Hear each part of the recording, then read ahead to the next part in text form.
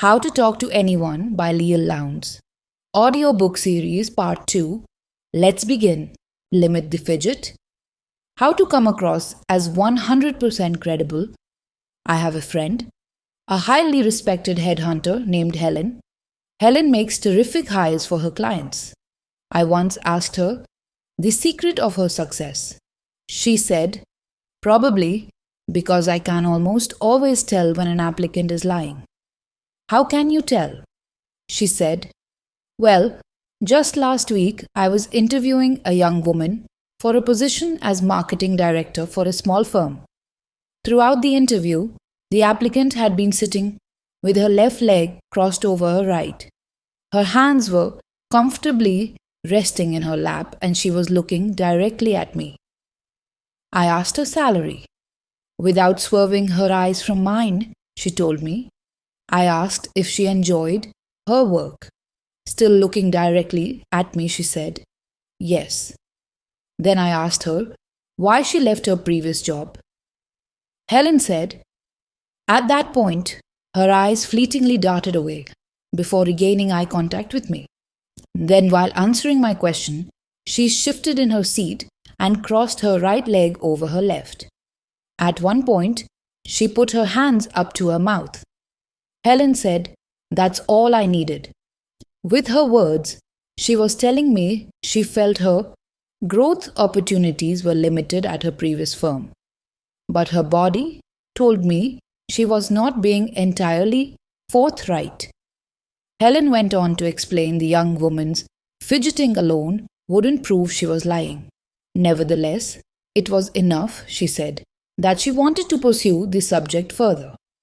Helen continued, so I tested it. I changed the subject and went back to more neutral territory. I asked her about her goals for the future. Again, the girl stopped fidgeting. She folded her hands in her lap as she told me how she'd always wanted to work in a small company in order to have hands-on experience with more than one project.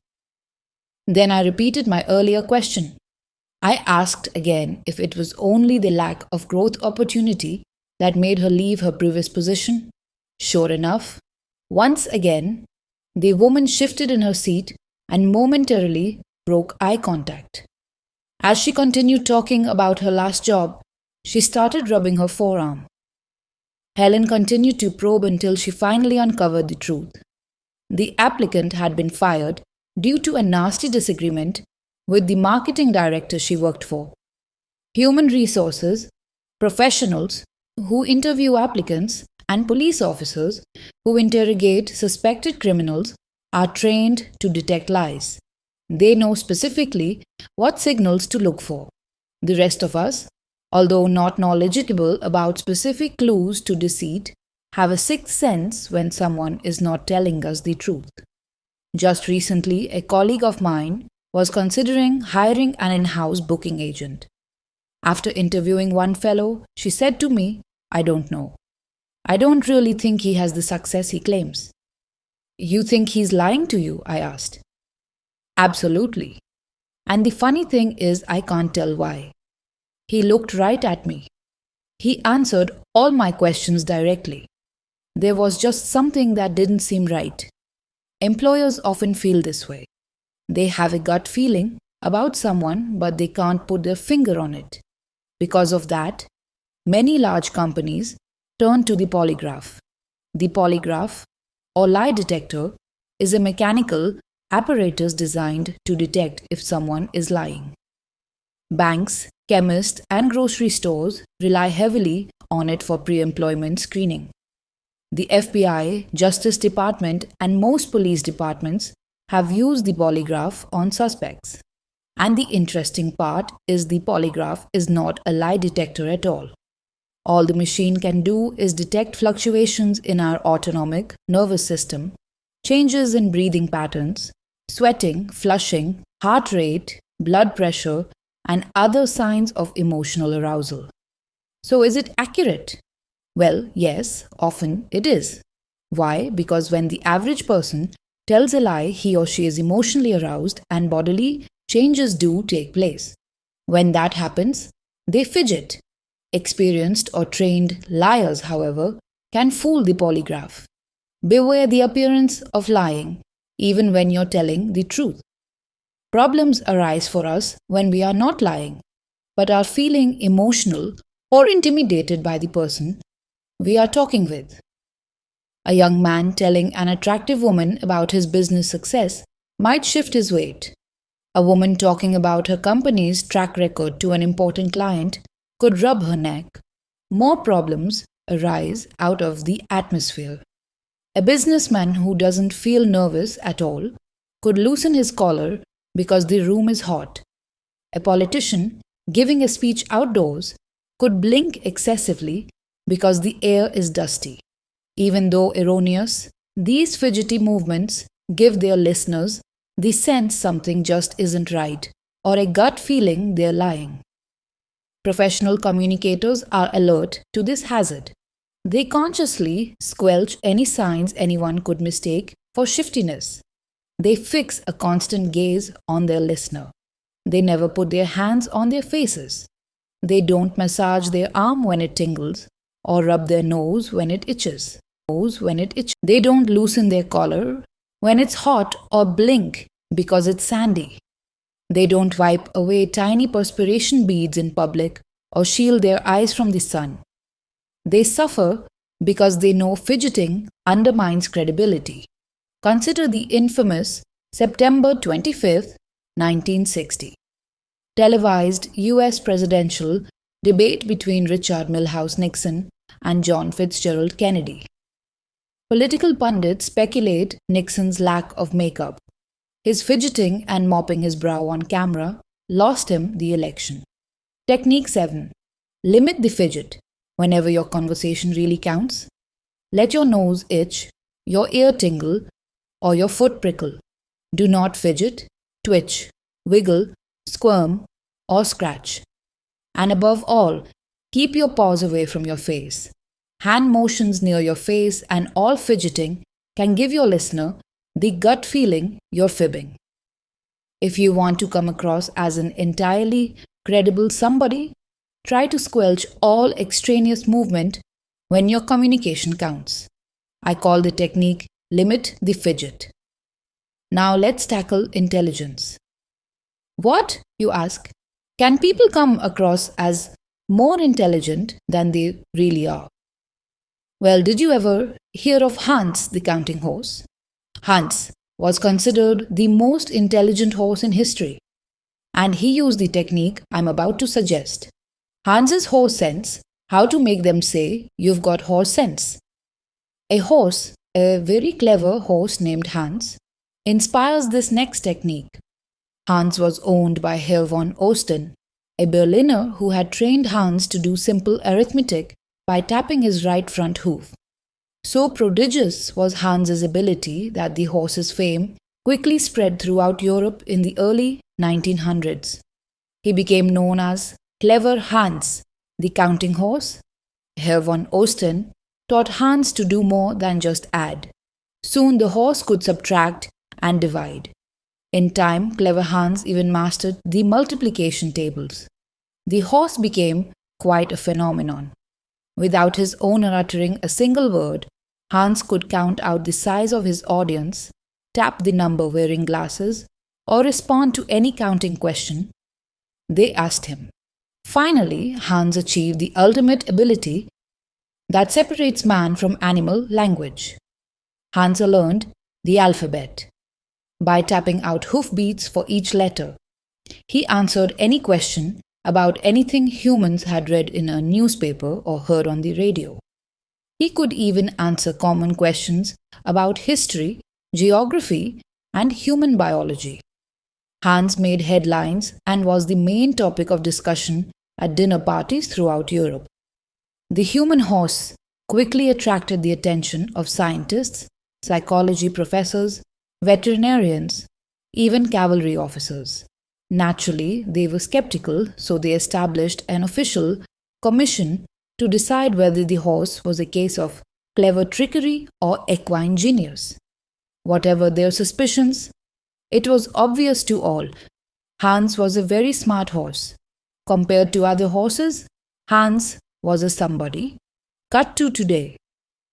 Why is it when you talk with certain individuals, you just know they are smarter than other people, that they are a somebody? Often they're not discussing highfalutin subjects or using long words. Nevertheless, everybody knows. People say she's smart as a whip. He doesn't miss a trick. She picks up on everything. He's got the right stuff. She's got horse sense.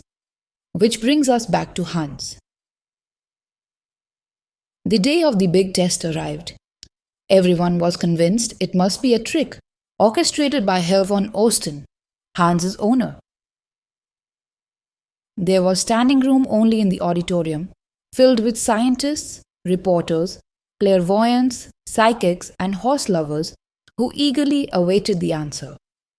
The Canny Commission members were confident this was the day they would expose Hans as chicanery, because they too had a trick up their sleeves. They were going to bar von Osten from the hall and put his horse to the test all alone. When the crowd was assembled, they told von Osten he must leave the auditorium. The surprised owner departed, and Hans was stranded in an auditorium with a suspicious and anxious audience. The confident commission leader asked Hans the first mathematical question. He tapped out the right answer. A second. He got it right. Then a third. Then the language questions followed. He got them all right. The commission was befuddled. The critics were silenced. However, the public wasn't. With a great outcry, they insisted on a new commission. The world waited, while, once again, the authorities gathered scientists, professors, veterinarians, cavalry officers, and reporters from around the world. Only after the second commission put Hans to the test did the truth about the clever horse come out. Commission number 2 started the inquiry perfunctorily with a simple addition problem. This time, however, instead of asking the question out loud for all to hear, one researcher whispered a number in Hans's ear, and a second researcher whispered another. Everyone expected Hans to quickly tap out the sum. But Hans remained dumb. Aha! The researchers revealed the truth to the waiting world. Can you guess what that was? Here's a hint. When the audience or researcher knew the answer, Hans did too. Now can you guess? People gave off very subtle body language signals the moment Hans's hoof gave the right number of taps. When Hans started tapping the answer to a question, the audience would show subtle signs of tension. Then, when Hans reached the right number, they responded by an expulsion of breath or slight relaxation of muscles. Von Osten had trained Hans to stop tapping at that point and therefore appeared to give the right answer. Hans was using the technique I call Hans's horse sense.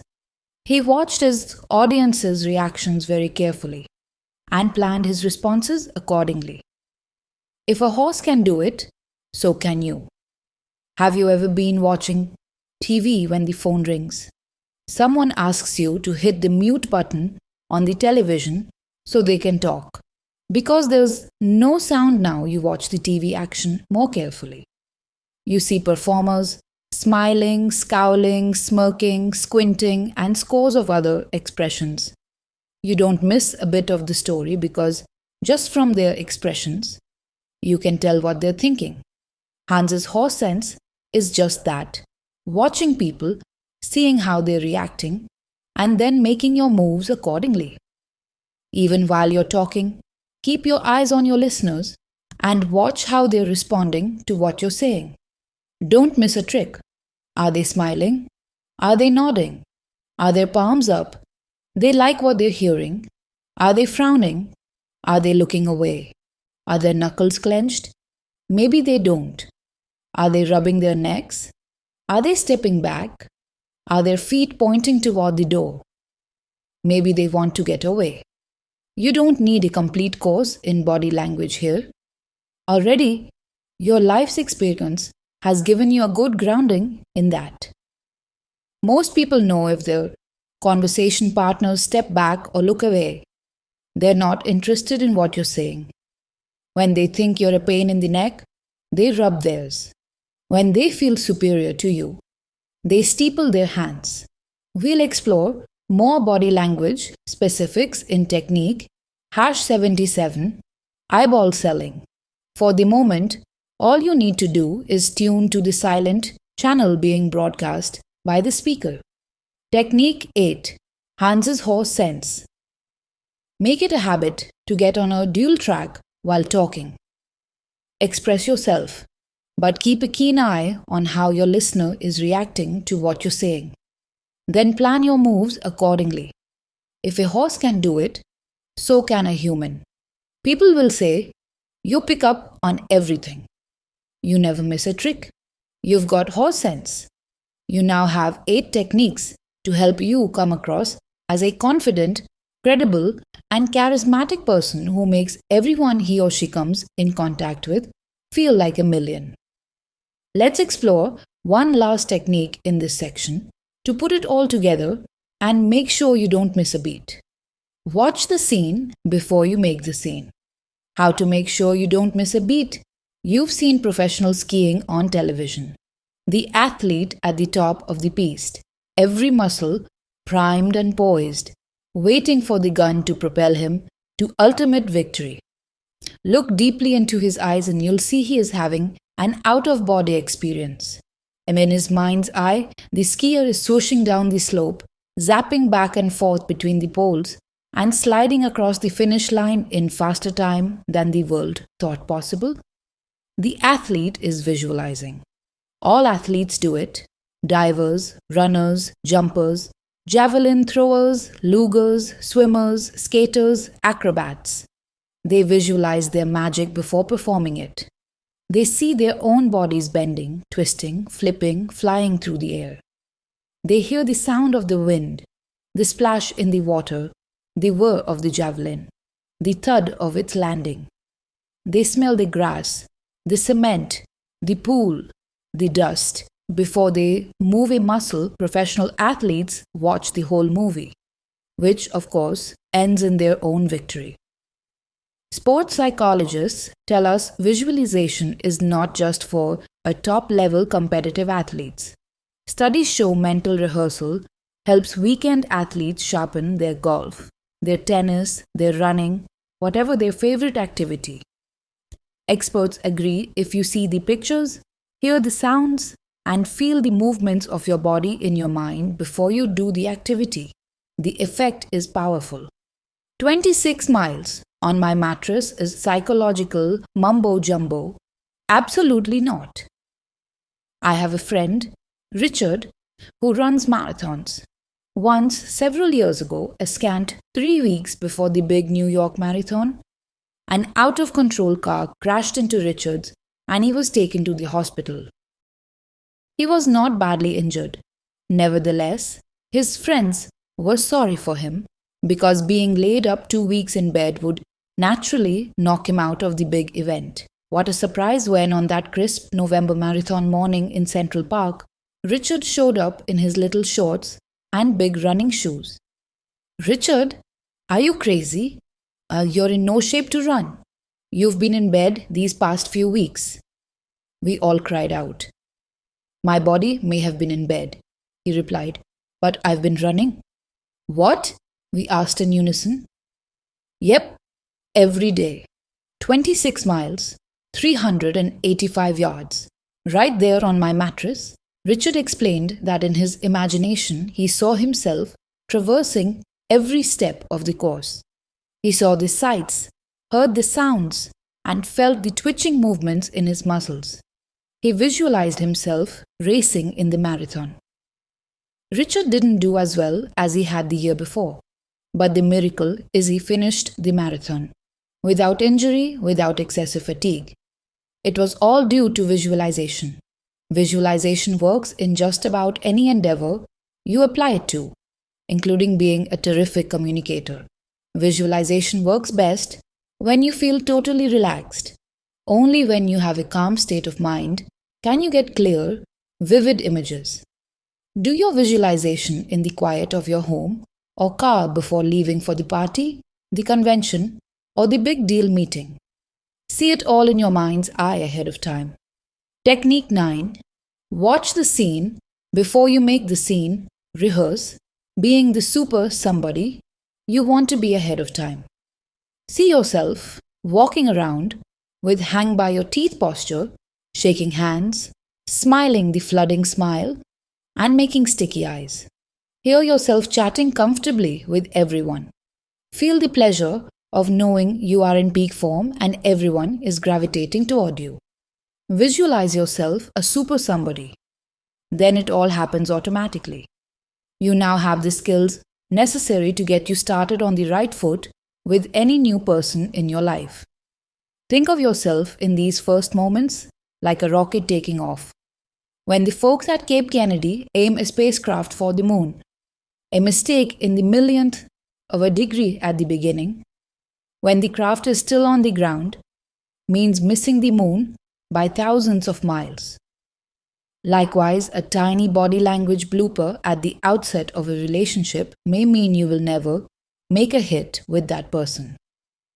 But with flooding, smile, sticky eyes, epoxy eyes, hang by your teeth, big baby pivot, hello old friend, limit the fidget, Hans's horse sense, and watch the scene before you make the scene.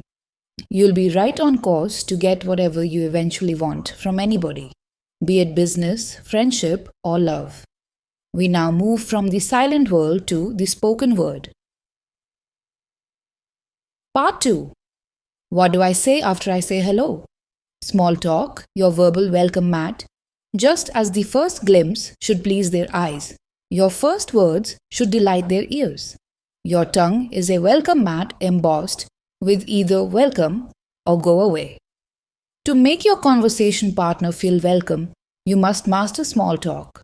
Small talk. Can you hear the shudder? Those two little words drive a stake into the hearts of some otherwise fearless and undaunted souls. Invite them to a party where they don't know anyone, and it mainlines queasiness into their veins. If this sounds familiar, take consolation from the fact that the brighter the individual, the more he or she detests small talk. When consulting for Fortune 500 companies, I was astounded. Top executives, completely comfortable making big talk with their boards of directors or addressing their stockholders, confessed they felt like little lost children at parties, where the pratter was less than prodigious. Small talk haters take further consolation from the fact that you are in star-studded company. Fear of small talk and stage fright are the same thing. The butterflies you feel in your stomach when you're in a room full of strangers flutter around the tummies of top performers. Pablo Quetzal complained of lifelong stage fright. Carly Simon curtailed live performances because of it. A friend of mine who worked with Neil Diamond said he insisted the words to Song Sung Blue, a tune he'd been crooning for 40 years, be displayed on his teleprompter, lest fear freeze him into forgetfulness. Is small talk or phobia curable? Someday, scientists say communication spheres may be treatable with drugs. They're already experimenting with Prozac to change people's personalities. But some fear disastrous side effects. The good news is that when human beings think and genuinely feel certain emotions, like confidence, they have specific techniques to fall back on. The brain manufactures its own antidotes. If fear and distaste of small talk is the disease, knowing solid techniques like the ones we explore in this section is the cure. Incidentally, science is beginning to recognize it's not chance or even upbringing that one person has a belly of butterflies and another doesn't. In our brains, neurons communicate through chemicals called neurotransmitters. Some people have excessive levels of a neurotransmitter called norepinephrine, a chemical cousin of adrenaline. For some children, Just walking into a kindergarten room makes them want to run and hide under a table. As a tot, I spent a lot of time under the table. As a preteen in an all-girls boarding school, my legs turned to spaghetti every time I had to converse with a male. In high school, I once had to invite a boy to our school prom. The entire selection of dancing males lived in the dormitory of our brother's school. And I only knew one resident, Eugene. I had met Eugene at summer camp the year before. Mustering all my courage, I decided to call him. 2 weeks before the dance, I felt the onset of sweaty palms. I put the call off. 1 week before, rapid heartbeat set in. I put the call off. Finally, 3 days before the big bash, breathing became difficult. Time was running out. The critical moment, I rationalized, would be easier if I read from a script. I wrote out the following. Hi, this is Leil. We met at camp last summer, remember? I programmed in a pause where I hoped he would say yes. Well, National Cathedral School's prom is this Saturday night, and I'd like you to be my date.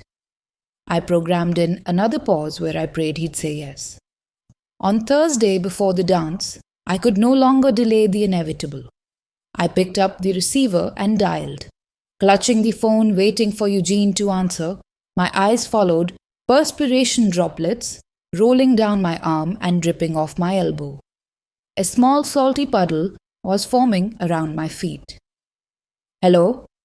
A sexy, deep male voice answered the dorm phone. In faster than a speeding bullet voice, like a nervous novice telemarketer, I shot out, Hi, this is Leil.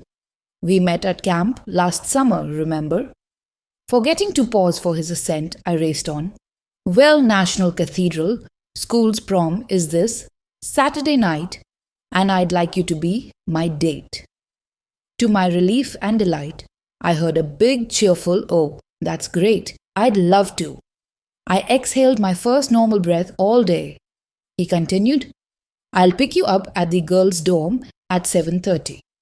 I'll have a pink carnation for you. Will that go with your dress? And my name is Donnie. Donnie? Donnie!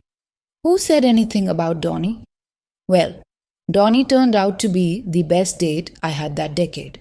Donnie had buck teeth, a head full of tousled red hair, and communication skills that immediately put me at ease. On Saturday night, Donnie greeted me at the door, carnation in hand and grin on face. He joked self-deprecatingly about how he was dying to go to the prom, so, knowing it was a case of mistaken identity, he accepted anyway. He told me he was thrilled when the girl with the lovely voice called, and he took full responsibility for tricking me into an invitation. Donnie made me comfortable and confident as we chatted. First, we made small talk, and then he gradually led me into subjects I was interested in. I flipped over Donnie, and he became my very first boyfriend. Donnie instinctively had the small talk skills that we are now going to fashion into techniques to help you glide through small talk like a hot knife through butter. When you master them, you will be able, like Donnie, to melt the heart of everyone you touch. The goal of how to talk to anyone is not, of course, to make you a small talk whiz and stop there. The aim is to make you a dynamic, conversationalist, and forceful communicator. However, small talk is the first crucial step toward that goal. The mood match. How to start a conversation without strangling it. You've been there. You're introduced to someone at a party or business meeting. You shake hands. Your eyes meet. And suddenly, your entire body of knowledge dries up and thought processes come to a screeching halt. You fish for a topic to fill the awkward silence. Failing, your new contact slips away in the direction of the cheese tray. We want the first words falling from our lips to be sparkling, witty, insightful. We want our listeners to immediately recognize how riveting we are. I was once at a gathering where everybody was sparkling, witty, insightful, and riveting. It drove me berserk because most of these same everybodies felt they had to prove it in their first 10 words or less. Several years ago, the Mensa organization, a social group of extremely bright individuals who score in the country's top 2% in intelligence, invited me to be a keynote speaker at their annual convention. Their cocktail party was in full swing in the lobby of the hotel as I arrived. After checking in, I hauled my bags through the horde of happy hour Mensans to the lift. The doors separated and I stepped into a lift packed with partygoers. As we began the journey up to our respective floors, the lift gave several sleepy jerks. I remarked in response to the lift's sluggishness. The lift seems a little flaky. Suddenly, each elevator occupant, feeling compelled to exhibit his or her 132 plus IQ, pounced forth with a thunderous explanation. It's obviously got poor rail guide alignment, announced one. The relay contact is not made up, declared another. Suddenly, I felt like a grasshopper trapped in a stereo speaker. I couldn't wait to escape the attack of the mental giants. Afterward, in the solitude of my room, I thought back and reflected that the Menson's answers were indeed interesting. Why then did I have an adverse reaction? I realized it was too much, too soon. I was tired. Their high energy and intensity jarred my sluggish state. You see, small talk is not about facts or words. It's about music, about melody. Small talk is about putting people at ease. It's about making comforting noises, together like cats, purring, children humming, or groups chanting. You must first match your listener's mood. Like repeating the note on the music teacher's harmonica, top communicators pick up on their listener's tone of voice and duplicate it. Instead of jumping in with such intensity, the Mensons could have momentarily matched my lethargic mood by saying, "Yes, it is slow, isn't it?" Had they then prefaced their information with, "Have you ever been curious why an elevator is slow?" I would have responded with a sincere, "Yes, I have." After a moment of equalized energy levels, I would have welcomed their explanations about the railguard alignment or whatever the heck it was. And friendships might have started. I'm sure you've suffered the aggression of a mood mismatch. Have you ever been relaxing when some overexcited hot-breathed colleague starts pounding you with questions? Or the reverse. You're late, rushing to a meeting when an associate stops you and starts lazily narrating a long, languorous story. No matter how interesting the tale, you don't want to hear it now. The first step in starting a conversation without strangling it is to match your listener's mood, if only for a sentence or two. When it comes to small talk, think music, not words. Is your listener adagio or allegro? Match that pace. I call it making a mood match. Matching the mood can make or break the sale. Matching customers' moods is crucial for salespeople. Some years ago, I decided to throw a surprise party for my best friend, Stella. It was going to be a triple whammy party because she was celebrating 3 events. 1, it was Stella's birthday. 2, she was newly engaged. And 3, Stella had just landed her dream job. She had been my buddy since our school days, and I was floating on air over her birthday engagement congratulations bash. I'd heard one of the best French restaurants in town had an attractive back room for parties. About 5 p.m. one afternoon, I wafted happily into the restaurant and found the seated maitre d' languidly looking over his reservation book. I began excitedly babbling about Stella's triple whammy celebration and asked to see that fabulous back room I'd heard so much about. Without a smile or moving a muscle, he said, "The room is in the back. You can go the eat if you like." Crash! What a party pooper! His morose mood kicked all the party spirit out of me, and I no longer wanted to rent his stupid space. Before I even looked at the room, he lost the rental. I left his restaurant, vowing to find a place where the management would at least appear to share the joy of the happy occasion. Every mother knows this instinctively. To quiet a whimpering infant, Mama doesn't just shake her finger and shout, "Quiet down." No, Mama picks baby up. Mama cries, "Ooh, ooh, oh," sympathetically matching baby's misery for a few moments. Mama then gradually transitions the two of them into hush hush happy sounds. Your listeners are all big babies. Match their mood if you want them to stop crying. Start buying or come around to your way of thinking. Technique 10. Make a mood match. Before opening your mouth, take a voice sample of your listener to detect his or her state of mind. Take a psychic photograph of the expression to see if your listener looks buoyant, bored, or blitzed. If you ever want to bring people around to your thoughts, you must match their mood and voice tone, if only for a moment. Prosaic with passion. What's a good opening line when I meet people? I was once at a party where I spotted a fellow surrounded by a fan club of avid listeners. The chap was smiling, gesticulating, obviously enthralling his audience. I went over to hearken to this fascinating speaker. I joined his throng of admirers and eavesdropped for a minute or two. Suddenly, it dawned on me. The fellow was saying the most banal things.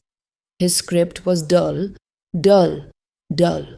But he was delivering his prosaic observations with such passion. Therefore, he held the group spellbound.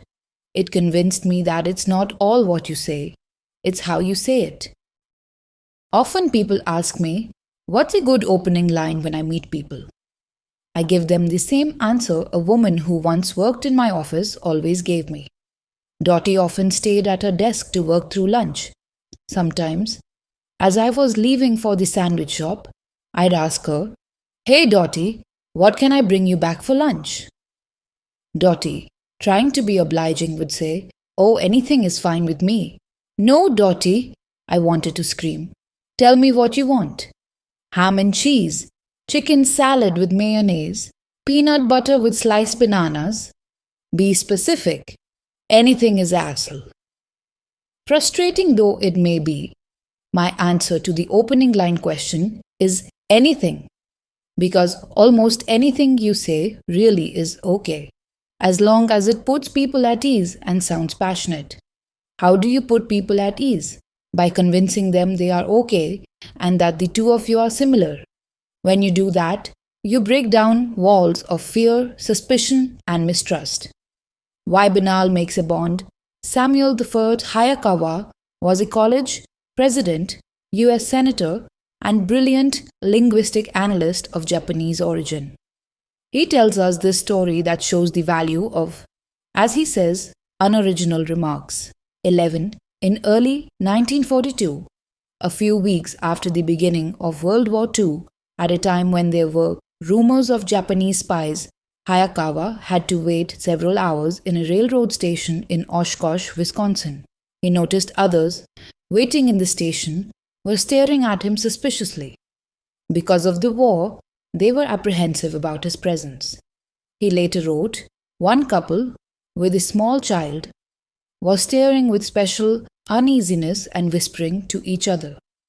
So what did Hayakawa do? He made unoriginal remarks to set them at ease. He said to the husband that it was too bad the train should be late on so cold a night. The man agreed. I went on, Hayakawa wrote, to remark that it must be especially difficult to travel with a small child in winter when train schedules were so uncertain. Again, the husband agreed. I then asked the child's age and remarked that their child looked very big and strong for his age. Again, agreement, this time with a slight smile. The tension was relaxing. After 2 or 3 more exchanges, the man asked Hayakawa, I hope you don't mind my bringing it up, But you're Japanese, aren't you? Do you think the Japs have any chance of winning this war? Well, Hayakawa replied, your guess is as good as mine. I don't know any more than I read in the papers. But the way I figure it, I don't see how the Japanese, with their lack of coal and steel and oil, can ever beat a powerfully industrialized nation like the United States. Hayakawa went on, my remark was admittedly neither original nor well informed. Hundreds of radio commentators were saying much the same thing during those weeks. But just because they were, the remark sounded familiar and was on the right side, so that it was easy to agree with. The Wisconsin man agreed at once with what seemed like genuine relief. His next remark was, say, I hope your folks aren't over there while the war is going on. Yes, they are, Hayakawa replied. My father and mother and 2 young sisters are over there. Do you ever hear from them? The man asked. How can I? Hayakawa answered. Both the man and his wife looked troubled and sympathetic. Do you mean you won't be able to see them or hear from them until after the war is over? There was more to the conversation, but the result was, within 10 minutes, they had invited Hayakawa, whom they initially may have suspected was a Japanese spy, to visit them sometime in their city and have dinner in their home. And all because of this brilliant, scholars admittedly common and unoriginal small talk. Top communicators know the most soothing and appropriate first words should be, like Senator Hayakawa's, unoriginal, even banal, but not indifferent. Hayakawa delivered his sentiments with sincerity and passion. Assent from banality. There is no need, of course, to stay with mundane remarks. If you find your company displays cleverness or wit, you match that. The conversation then escalates naturally, compatibly. Don't rush it or, like the Mansons, you seem like you're showing off. The bottom line on your first words is to have the courage of your own triteness. Because remember, people tune into your tone more than your text. Technique 11. Prosaic with passion. Worried about your first words? Fear not, since 80% of your listener's impression has nothing to do with your words anyway. Almost anything you say at first is fine. No matter how prosaic the text, an empathetic mood, a positive demeanor, and passionate delivery make you sound exciting. Anything except liverwurst? Back to Dottie waiting for her sandwich at her desk. Sometimes, as I walked out the door, scratching my head wondering what to bring her, she'd call after me, anything except liverwurst, that is. Thanks, Dottie. That's a little bit of help. Here's my anything except liverwurst on small talk. Anything you say is fine as long as it is not complaining, rude, or unpleasant. If the first words out of your mouth are a complaint, blam, people label you a complainer. Why? Because that complaint is your new acquaintance's 100% sampling of you so far. You could be the happiest Pollyanna ever, but how will they know? If your first comment is a complaint, you're a griper. If your first words are rude, you're a creep. If your first words are unpleasant, you're a stinker. Open and shut. Other than these downers, anything goes. Ask them where they're from, how they know the host of the party, where they bought the lovely suit they're wearing, or hundreds of etceteras. The trick is to ask your prosaic question with passion to get the other person talking. Still feel a bit shaky on making the approach to strangers? Let's take a quick detour on our road to meaningful communicating. I'll give you 3 quickie techniques to meet people at parties, then 9 more to make small talk not so small. Always wear a what's it. What's a what's it? Singles proficient at meeting potential sweethearts without the benefit of introduction, in the vernacular making a pickup, have developed a deliciously devious technique that works equally well for social or corporate networking purposes. The technique requires no exceptional skill on your part, only the courage to sport a simple visual prop called a what's it. What's a what's it? A what's it is anything you wear or carry that is unusual, a unique pin, an interesting purse, a strange tie, an amusing hat. A what's it is any object that draws people's attention and inspires them to approach you and ask, what's that? Your what's it can be as subtle or overt as your personality and the occasion permit. I wear around my neck an outmoded pair of glasses that resembles a double monocle. Often the curious have approached me at a gathering and asked, "What's it?" I explain it's a lorgnette left to me by my grandmother, which of course paves the way to discuss hatred of glasses, aging eyes, love or loss of grandmothers, adoration of antique jewelry, any way the inquisitor wants to take it. Perhaps, unknowingly, you have fallen prey to this soon-to-be legendary technique. At a gathering, have you ever noticed someone you would like to talk to? Then you've racked your brain to conjure an excuse to make the approach. What a bounty it was to discover that he or she was wearing some weird, wild, or wonderful something you could comment on. The What's It way to love, your What's It is a social aid, whether you seek business, rewards, or new romance. I have a friend, Alexander, who carries Greek worry beads with him wherever he goes. He's not worried. He knows any woman who wants to talk to him will come up and say, "What's that?" Think about it, gentlemen. Suppose you're at a party. An attractive woman spots you across the room. She wants to talk to you, but she's thinking, "Well, mister, you're attractive. But golly, what can I say to you? You just ain't got no what's it." Be a what's it seeker too. Likewise, become proficient in scrutinizing the apparel of those you wish to approach.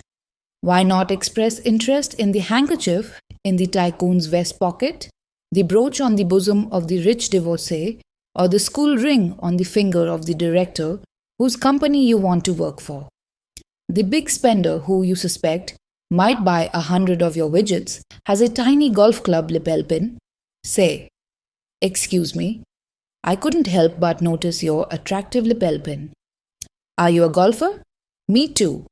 What courses have you played?" Your business cards and your What's It are crucial socializing artifacts. Whether you are riding in the elevator, climbing the doorstep, or traversing the path to the party, make sure your What's It is hanging out for all to see. Technique 12. Always wear a What's It. Whenever you go to a gathering, wear or carry something unusual to give people who find you the delightful stranger across the crowded room an excuse to approach. "Excuse me, I couldn't help but notice your..." What is that? The next quickie technique was originated by doggedly determined politicians who don't let one partygoer escape if they think he or she could be helpful to their campaigns. I call it the who's it technique. Who's at? What to do when he's got no what's it say. You have scrutinized the body of the important business contact you want to meet. You've searched in vain from the tip of his cowlick to the toes of his boots. He's not sporting a single what's it.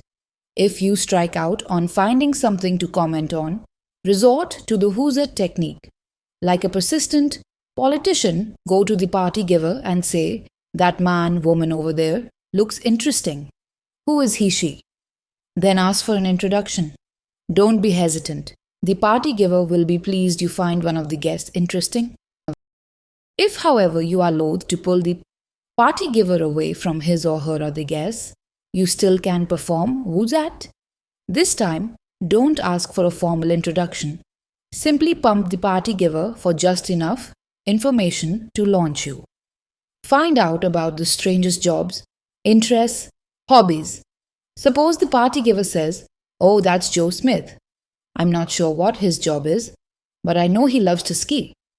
Aha! You've just been given the icebreaker you need.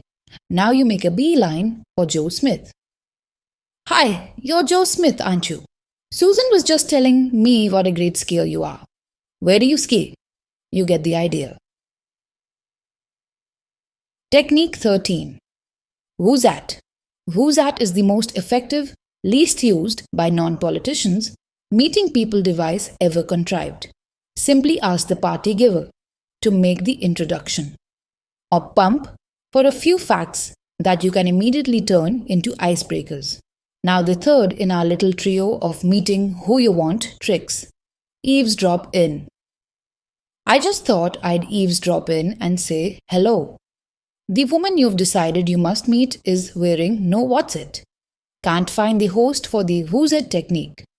To make matters worse, she's deep in conversation with a group of her friends. Seems quite hopeless that you will maneuver a meeting, doesn't it? No obstacle blocks the resolute politician, who always has a trick or 10 up his or her sleeve. A politico would resort to the eavesdrop in technique. Eavesdropping, of course, conjures images of clandestine activities, wiretapping, Watergate break-ins, spies skulking around in the murky shadows. Eavesdropping has historical precedent with politicians, so, in a pinch, it comes naturally to mind. At parties, stand near the group of people you wish to infiltrate. Then wait for a word or two you can use as a wedge to break into the group. Excuse me, I couldn't help overhearing that you. And then whatever is relevant here. For example, I couldn't help overhearing your discussion of Bermuda. I'm going there next month for the first time. Any suggestions? Now you are in the circle and can direct your comments to your intended. Technique 14. Eavesdrop in no what's it? No host for who's at? No problem.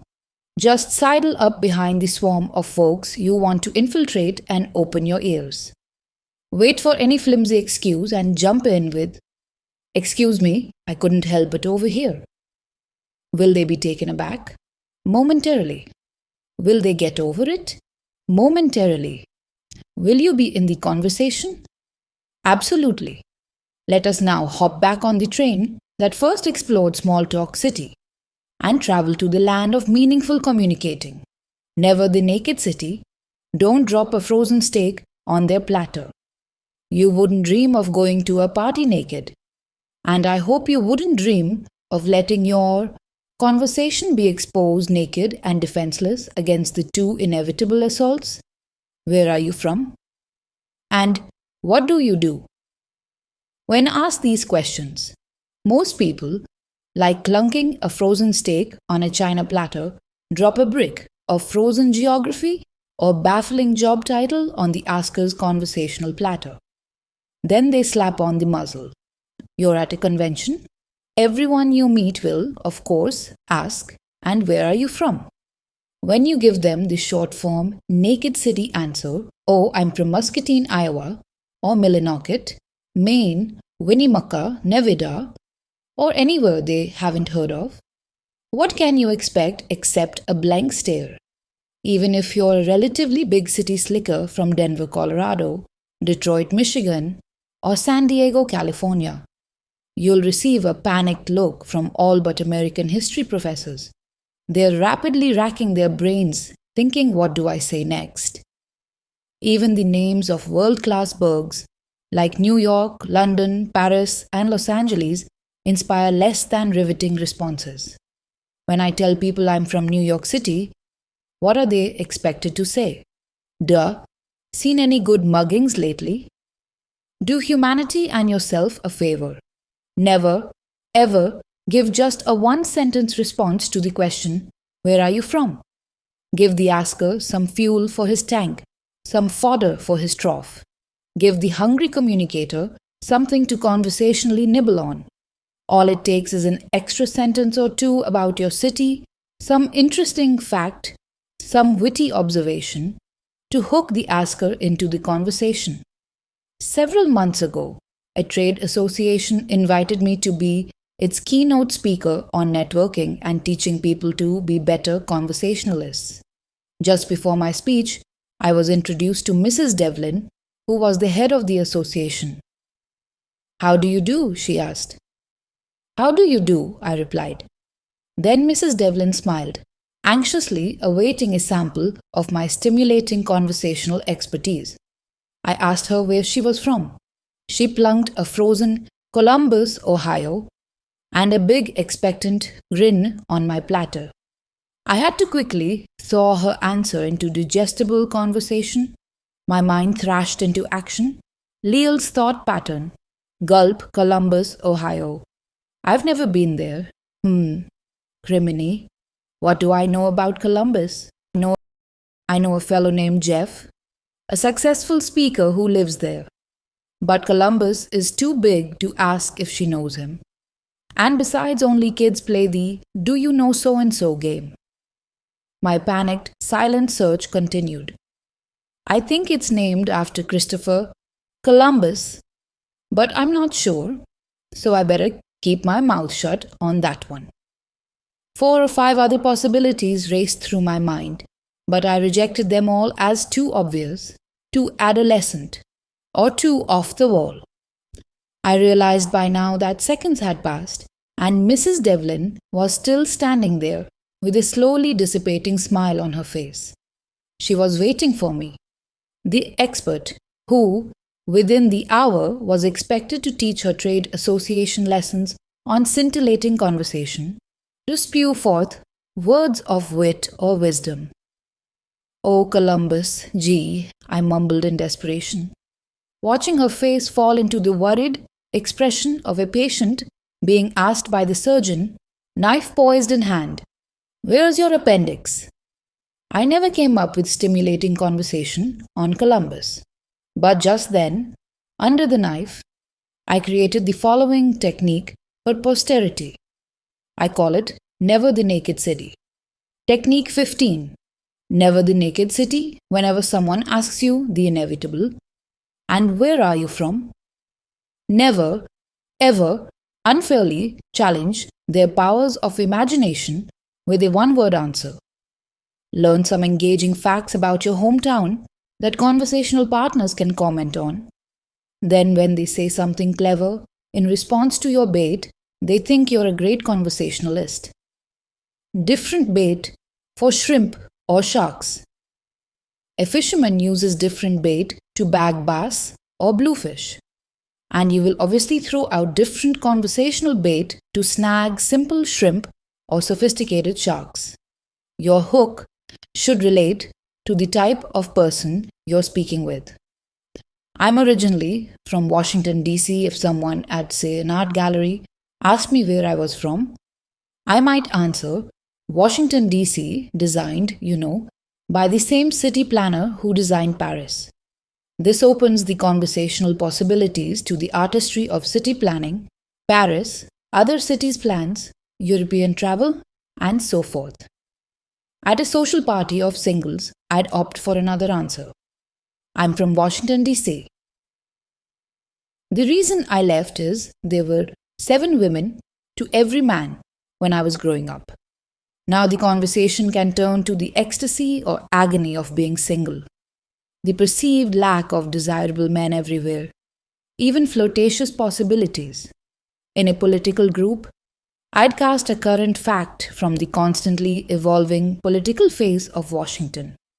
No need to speculate on the multitude of conversational possibilities that unlocks. Where do you get your conversational bait? Start by phoning the Chamber of Commerce or Historical Society of your town. Search the World Wide Web and click on your town, or open an old-fashioned encyclopedia.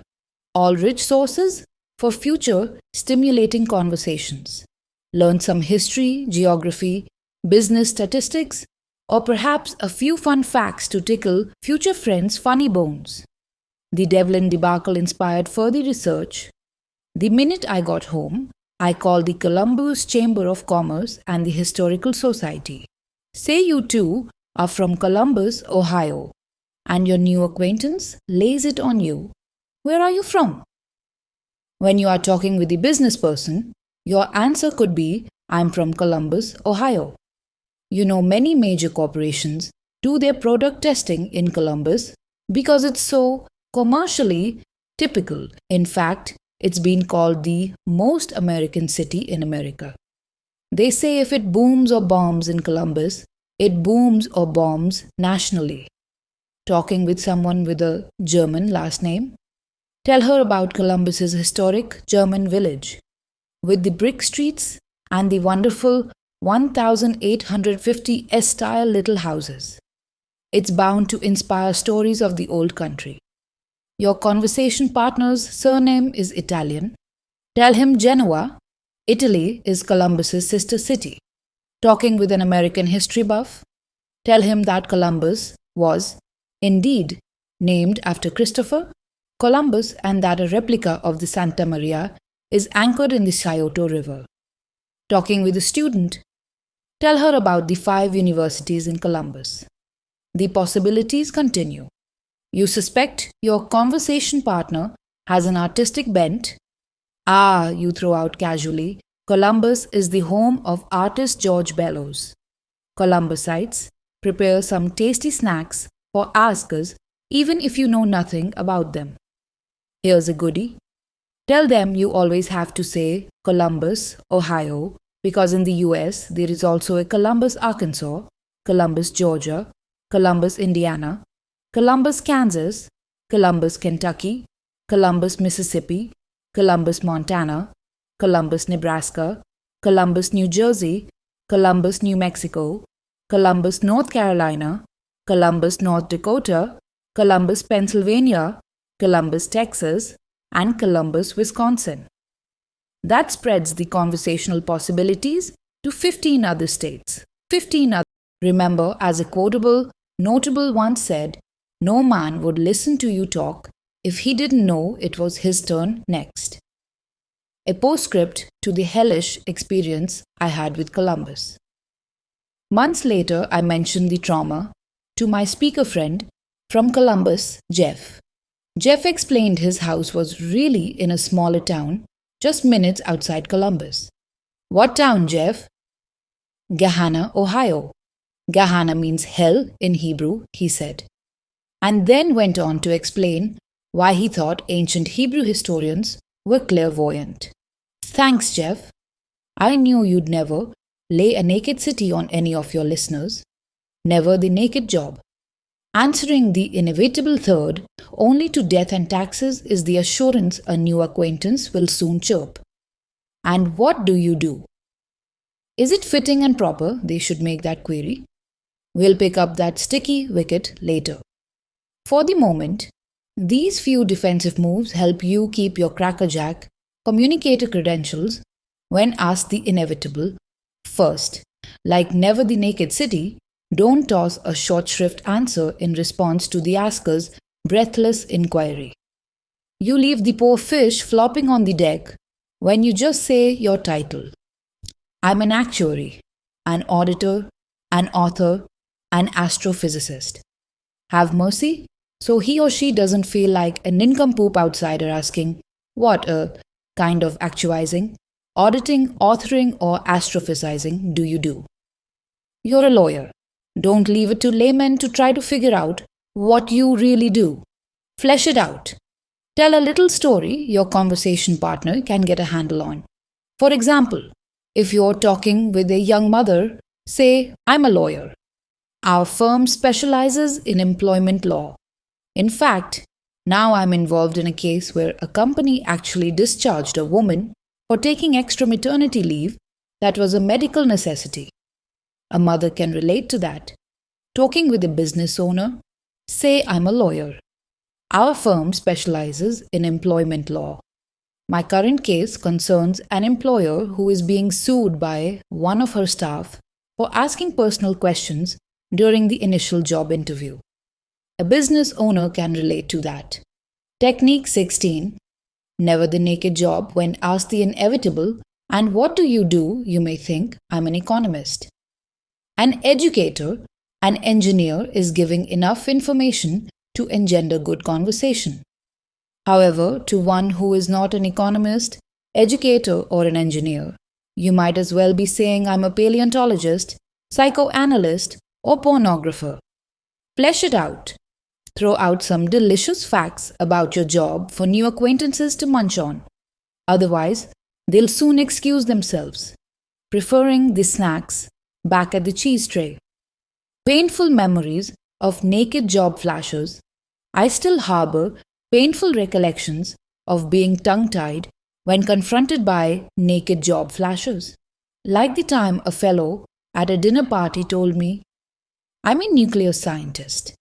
My Vico, that must be fascinating, reduced me to a mental molecule in his eyes. The chap on my other side announced, I'm in industrial abrasives, and then paused, waiting for me to be impressed. Golly, you must have to be a shrewd judge of character to be in industrial abrasives didn't fly either. We three sat in silence for the rest of the meal. Just last month, a new acquaintance bragged. I'm planning to teach Tibetan Buddhism at Truckee Meadows Community College, and then clammed up. I knew less about Truckee Meadows than I did about Tibetan Buddhism. Whenever people ask you what you do, give them some mouth-to-ear resuscitation so they can catch their breath and say something. Never the naked introduction. Help newlyweds through their first moments. Susan, I'd like you to meet John Smith. John, this is Susan Jones. Duh, what do you expect John and Susan to say? Smith. That's Smith, isn't it? Golly, Susan. Well, now there's an interesting name. Nice try, forget it. Don't blame John or Susan for being less than scintillating. The fault lies with the person who introduced the two the way most people introduce their friends to each other, with naked names. They cast out a line with no bait for people to sink their teeth into. Big winners may not talk a lot, but conversation never dies unwillingly in their midst. They make sure of it with techniques like never the naked introduction. When they introduce people, they buy an insurance policy on the conversation with a few simple add-ons. Susan, I'd like you to meet John. John has a wonderful boat we took a trip on last summer. John, this is Susan Smith. Susan is editor-in-chief of Shoestring Gourmet magazine. Padding the introduction gives Susan the opportunity to ask what kind of boat John has or where the group went. It gives John an opening to discuss his love of writing, or of cooking, or of for food. The conversation can then naturally expand to travel in general, life on boats, past holidays, favorite recipes, restaurants, budgets, diets, magazines, editorial policy, to infinity. Technique 17. Never the naked introduction. When introducing people, don't throw out an unbaited hook and stand there grinning like Big Clam, leaving the newlyweds to flutter their fins and fish for a topic. Bait the conversational hook to get them in the swim of things. Then you're free to stay or float on to the next networking opportunity. If you're not comfortable mentioning someone's job during the introduction, mention their hobby or even a talent. The other day at a gathering, the hostess introduced a man named Gilbert. She said, Leil, I'd like you to meet Gilbert. Gilbert's gift is sculpting. He makes beautiful wax carvings. I remember thinking, gift. Now that's a lovely way to introduce someone and induce conversation. Armed with these 2 personality enhancers, 3 conversation igniters, and 3 small extenders, it is time to take a step up the communications ladder. Let us now rise from small talk and seek the path to more meaningful dialogue. The next technique is guaranteed to make the exchange engrossing for your conversation partner. Be a word detective. Be a sleuth on their slips of the tongue. Even a well-intentioned husband who might ask his wife while making love, "Is it good for you too, honey?" knows not to ask a colleague, "Is the conversation good for you too?" Yet he wonders, We all do, with the following technique: set your mind at rest. You can definitely make the conversation hot for anyone you speak with. Like my prom date, Donnie, you will miraculously find subjects to engross your listeners. No matter how elusive the clue, Sherlock Holmes is confident he'll soon be staring right at it through his magnifying glass. Like the unerring detective, big winners know no matter how elusive the clue, they'll find the right topic. How? They become word detectives. I have a young friend, Nancy, who works in a nursing home. Nancy cares deeply about the elderly but often grumbles about how crotchety and laconic some of her patients are. She laments she has difficulty relating to them. Nancy told me about one especially cantankerous old woman named Mrs. Otis, whom she could never get to open up to her. One day, Nancy confided, right after all of those rainstorms we had last week, just to make conversation, I remarked to Mrs. Otis, "Terrible storms we had last week, don't you think?" "Well," Nancy continued, "Mrs. Otis practically jumped down my throat. She said in a snippy voice, 'It's been good for the plants.'" I asked Nancy how she responded to that. "What could I say?" Nancy answered. The woman was obviously cutting me off. "Did you ever think to ask Mrs. Otis if she liked plants?" "Plants?" Nancy asked. "Well, yes," I suggested. Mrs. Otis brought the subject up. I asked Nancy to do me a favor. "Ask her," I begged. Nancy resisted, but I persisted. Just to quiet me down, Nancy promised to ask cantankerous old Mrs. Otis if she liked plants. The next day, a flabbergasted Nancy called me from work. "Leil, how did you know?"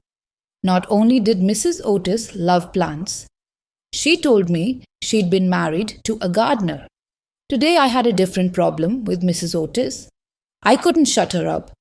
She went on and on about her garden, her husband. Top communicators know ideas don't come out of nowhere. If Mrs. Otis thought to bring up plants, then she must have some relationship with them. Furthermore, by mentioning the word, it meant subconsciously she wanted to talk about plants. Suppose, for example, instead of responding to Nancy's comment about the rain, with "it's good for the plants," Mrs. Otis had said, "Because of the rain, my dog couldn't go out." Nancy could then ask about her dog. Or suppose she grumbled, "It's bad for my arthritis." Can you guess what old Mrs. Otis wants to talk about now? When talking with anyone, keep your ears open and, like a good detective, listen for clues. Be on the lookout for any unusual references, any anomaly, deviation, digression, or invocation of another place, time, person. Ask about it because it's the clue to what your conversation partner would really enjoy discussing. If two people have something in common, when the shared interest comes up, they jump on it naturally. For example, if someone mentions playing squash, bird watching, or stamp collecting, and the listener shares that passion, he or she pipes up, "Oh, you're a squasher, or birder, or philatelist, too." Here's the trick: there's no need to be a squasher, birder, or philatelist to pipe up with enthusiasm. You can simply be a word detective. When you pick up on the reference as though it excites you too, it parlays you into conversation the stranger thrills to. The subject may put your feet to sleep, but that's another story. Technique 18. Be a word detective. Like a good gumshoe, listen to your conversation partner's every word for clues to his or her preferred topic. The evidence is bound to slip out. Then spring on that subject like a sleuth onto a slip of the tongue. Like Sherlock Holmes, you have the clue to the subject that's hot for the other person. Now that you've ignited stimulating conversation, let's explore a technique to keep it hot: the swiveling spotlight. Sell yourself with a top sales technique.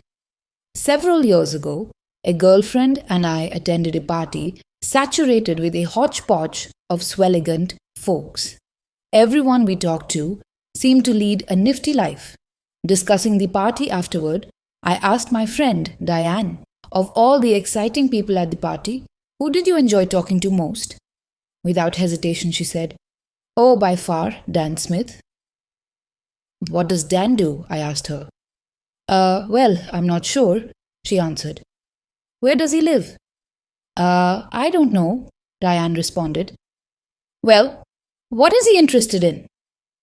Well, we really didn't talk about his interests. "Diane," I asked, "what did you talk about?" "Well, I guess we talked mostly about me." "Aha!" I said to myself. Diane has just rubbed noses with the big winner. As it turns out, I had the pleasure of meeting big winner Dan several months later. Diane's ignorance about his life piqued my curiosity, so I grilled him for details. As it turns out, Dan lives in Paris, has a beach home in the south of France, and a mountain home in the Alps. He travels around the world, producing sound and light shows for pyramids and ancient ruins, and he is an avid hang glider and scuba diver. Does this man have an interesting life or what? Yet Dan, when meeting Diane, said not one word about himself. I told Dan about how pleased Diane was to meet him, yet how little she learned about his life. Dan simply replied, "Well, when I meet someone, I learn so much more if I ask about their life. I always try to turn the spotlight on the other person." Truly confident people often do this. They know they grow more by listening than talking. Obviously, they also captivate the talker. Several months ago, at a speakers' convention, I was talking with a colleague, Brian Tracy. Brian does a brilliant job of training top salespeople.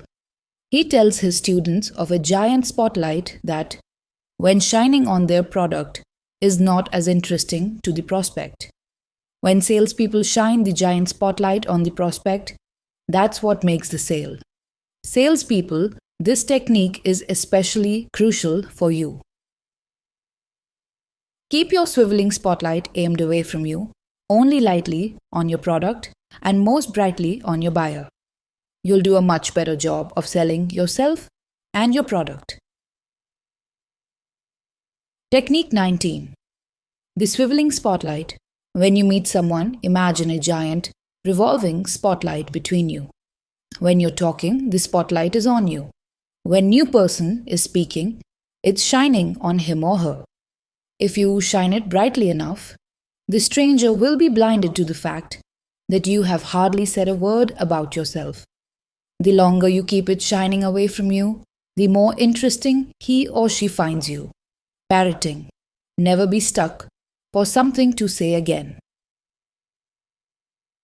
Moments arise, of course, when even conversationalists extraordinaire hit the wall.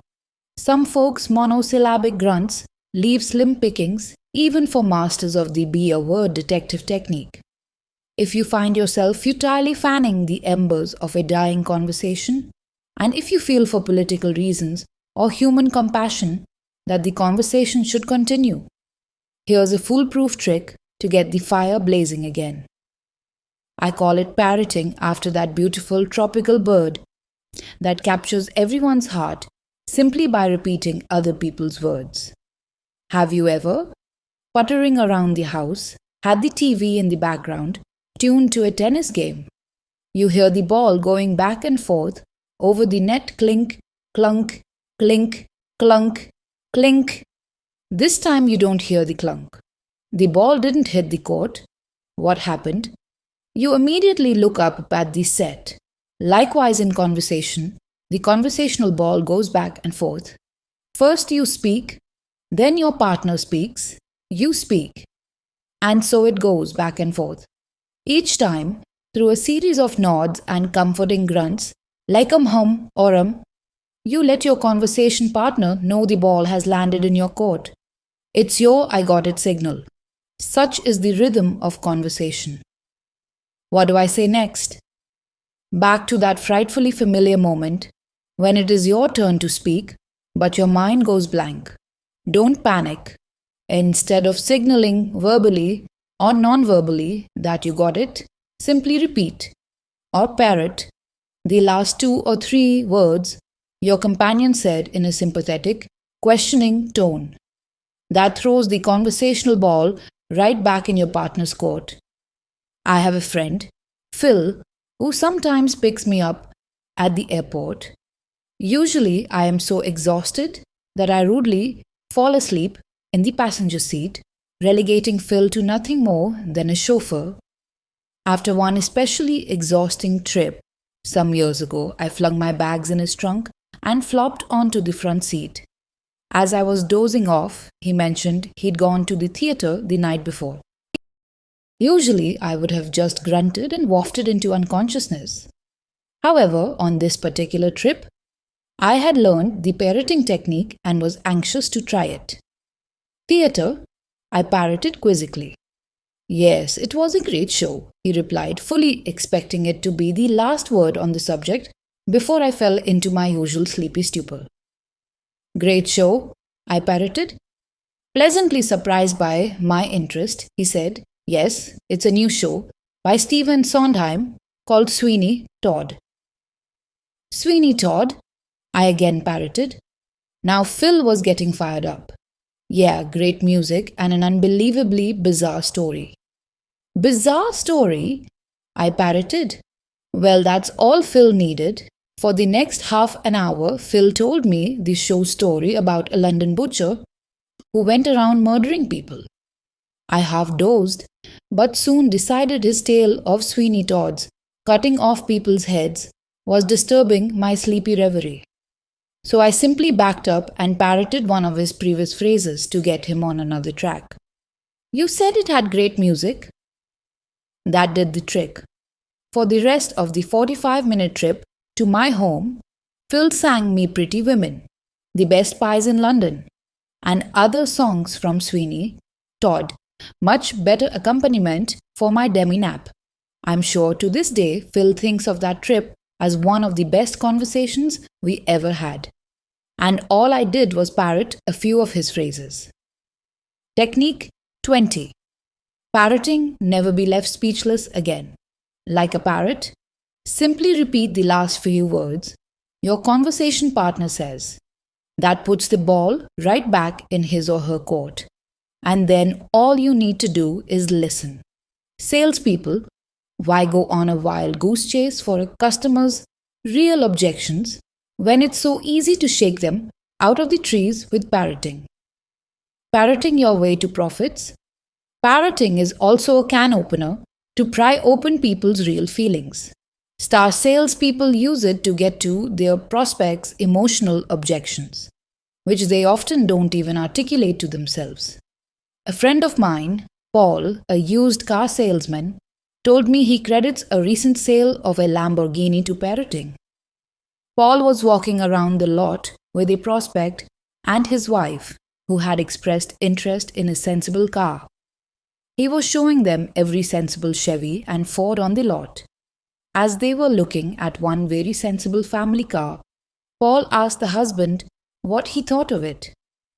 Well, he mused, I'm not sure this car is right for me. Instead of moving on to the next sensible car, Paul parroted, right for you. Paul's questioning inflection signaled the prospect that he needed to say more. Well, yeah, the prospect mumbled. I'm not sure it fits my personality. Fits your personality? Paul again parroted. You know, maybe I need something a little more sporty. A little more sporty, Paul parroted. Well, those cars over there look a little more sporty. Aha! Paul's parrot had ferreted out which cars to show the customer. As they walked over toward a Lamborghini on the lot, Paul saw the prospect's eyes light up.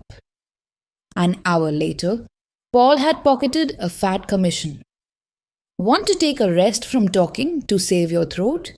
This next technique gets your conversation partner off and running, so all you have to do is listen, or even sneak off unnoticed as he or she chats congenially away. Encore! Tell him about the time you.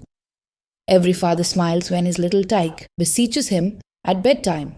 Daddy, Daddy, tell me the story again of the three little pigs, or the dancing princesses, or how you and mummy met.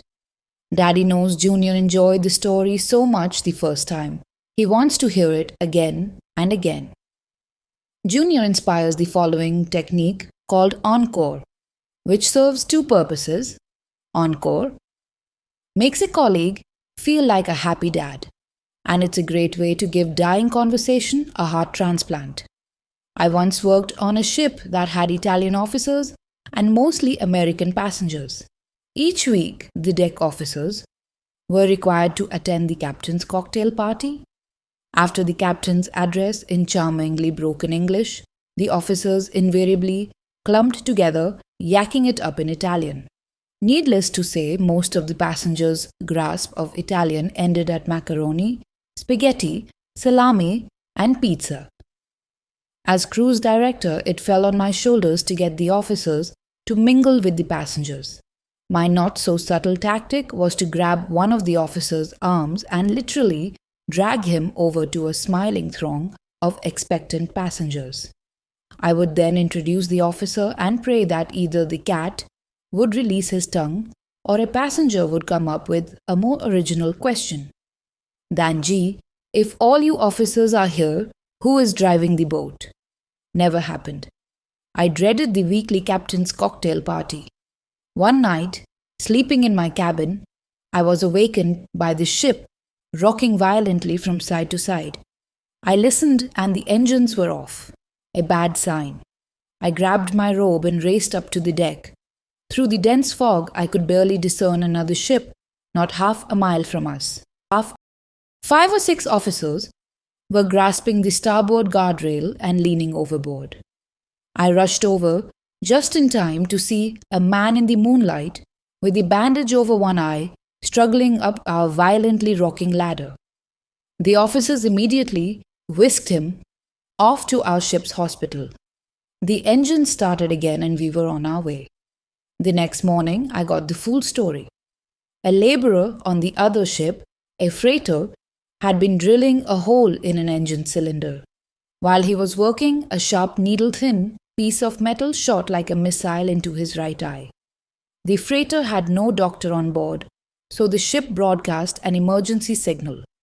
International sea laws dictate that any ship hearing a distress signal must respond. Our ship came to the rescue, and the seaman, clutching his bleeding eye, was lowered into a lifeboat that brought him to our ship. Dr. Rossi, our ship's doctor, was successfully able to remove the needle from the workman's eye, thus saving his eyesight.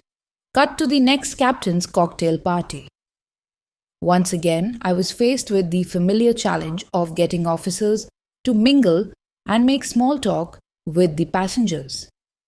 I made my weekly trek to the laconic officers' throng to drag one or two away, and this time, my hand fell on the arm of the ship's doctor. I hauled him over to the nearest group of grinning passengers and introduced him. I then said, "Just last week, Dr. Rossi saved the eyesight of a seaman on another ship after a dramatic midnight rescue. Dr. Rossi, I'm sure these folks would love to hear about it." It was like a magic wand. To my amazement, it was as though Dr. Rossi was blessed instantly with the tongues of angels. His previously monosyllabic, broken English became thickly accented eloquence. He recounted the entire story for the growing group of passengers gathering around him. I left the throng that Dr. Rossi enraptured to pull another officer over to an awaiting audience. I grabbed the captain's stripe-covered arm, dragged him over to another pack of smiling passengers, and said, "Captain Cafiero, why don't you tell these folks about the dramatic midnight rescue you made last week?"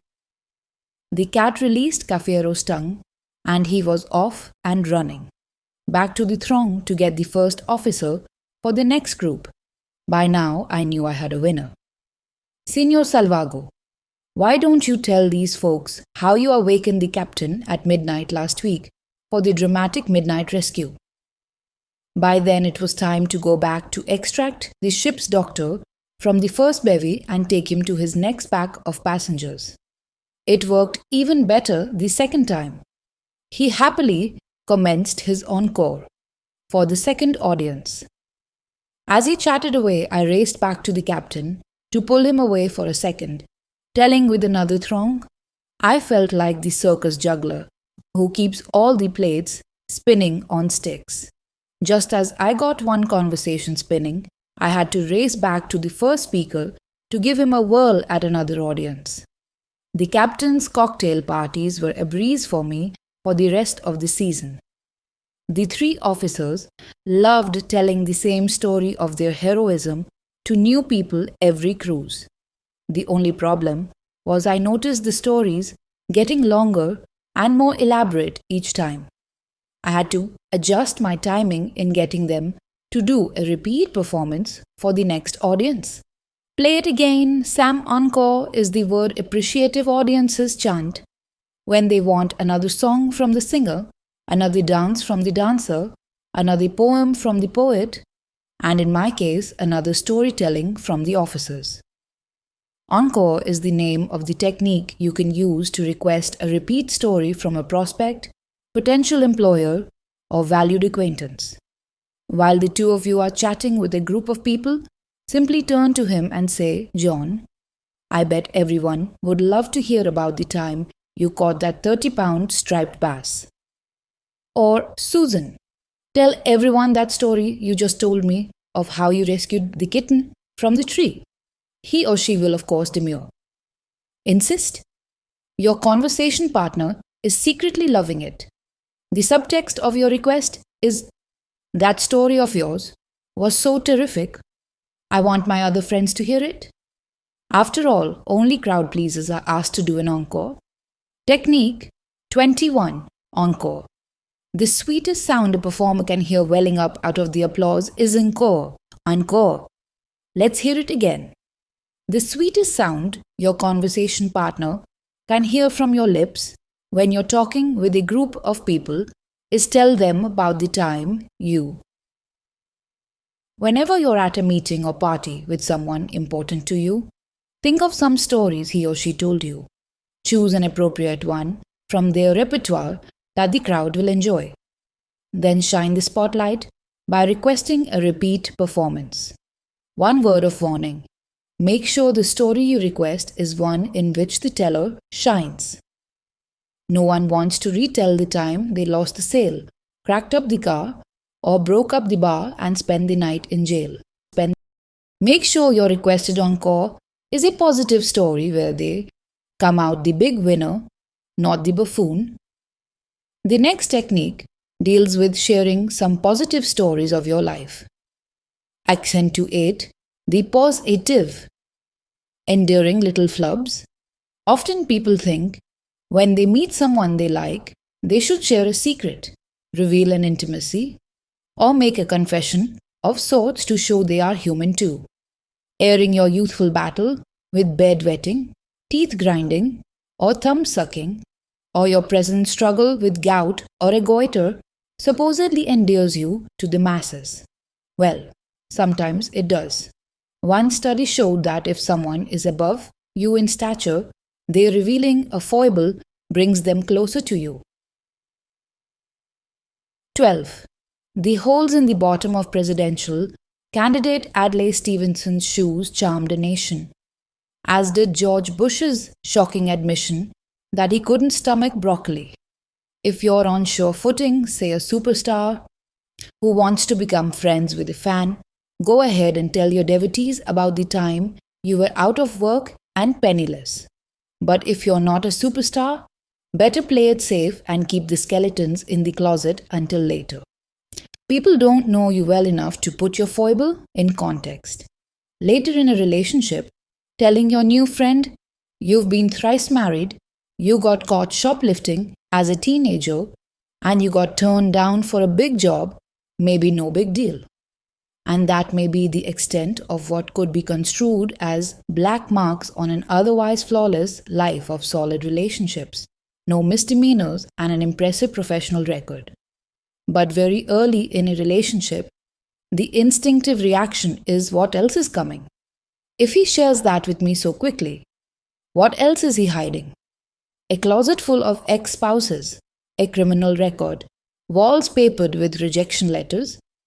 Your new acquaintance has no way of knowing your confession was a generous act, a well intentioned revelation on your part. Technique 22. Accentuate the positive. When first meeting someone, lock your closet door and save your skeletons for later. You and your new good friend can invite the skeletons out, have a good laugh, and dance over their bones later in the relationship.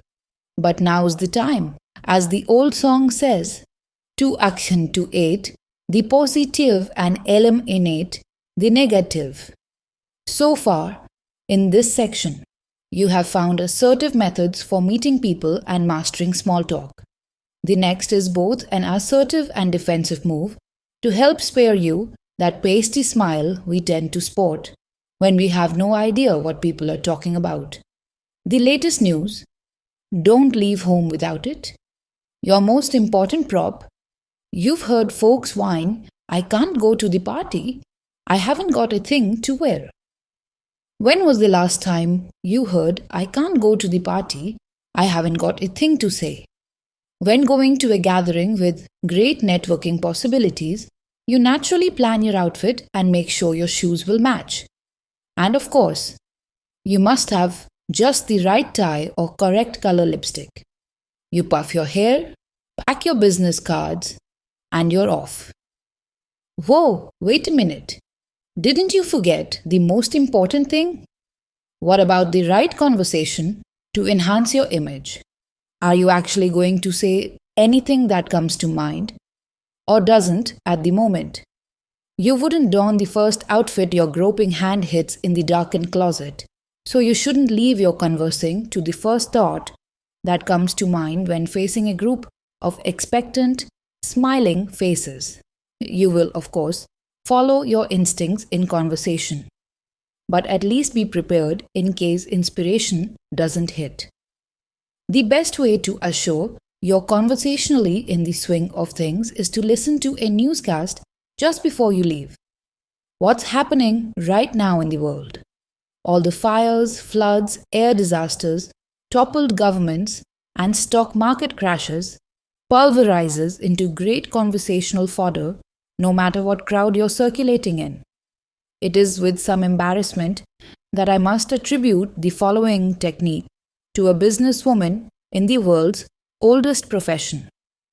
For a magazine article I was writing, I interviewed one of the savviest operators in her field, Sydney Biddle Barrows, the famed Mayflower Madam. Sydney told me she had a house rule when she was in business. All of her female independent contractors were directed to keep up with the daily news so they could be good conversationalists with their clients. This was not just Sydney's whim. Feedback from her employees had revealed that 60% of her girls' work hour was spent in chatting, and only 40% in satisfying the customer's needs. Thus, she instructed them to read the daily newspaper or listen to a radio broadcast before leaving for an appointment. Sydney told me when she initiated this rule, her business increased significantly. Reports came back from her clients complimenting her on the fascinating women she had working for her.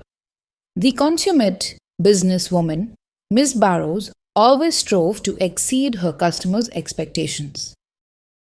Technique 23. The latest news: don't leave home without it. The last move to make before leaving for the party, even after you've given yourself final approval in the mirror, is to turn on the radio news or scan your newspaper. Anything that happened today is good material. Knowing the big deal news of the moment is also a defensive move that rescues you from putting your foot in your mouth by asking what everybody's talking about. Foot in mouth is not very tasty in public, especially when it's surrounded by egg on face.